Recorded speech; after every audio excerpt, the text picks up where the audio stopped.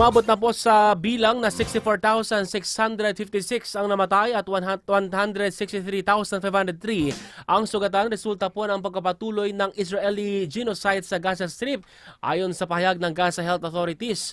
Sa nakalipas na magdamag, nag-report ang mga ospital sa Gaza na 41 pang mga nasawi at 184 na nasaktan sa opensiba ng Israel. Noong pong araw ding yon, binanggit na Israel Defense Forces na tinipon ng Chief of Staff nitong si Eyal Zamir ang mga senior military commanders para sa isang briefing tungkol sa Operation Gideon's Chariots 2 sa syudad po ng Gaza. Iginiit ng hepe ng primary objective na IDF na mapalaya ang mga hostage ng Hamas at matalo ang militanteng grupo. Pagmamalaki po ng grupo, nakapagpalipad na ang pwersa nito ng 12-dosenang planes sa 3 waves ng pambabomba sa Gaza City. Winasak umano ng operasyong ito ang lampas sa 360 targets kasama na ang mga observation at command centers, sniper at anti-tank firing positions.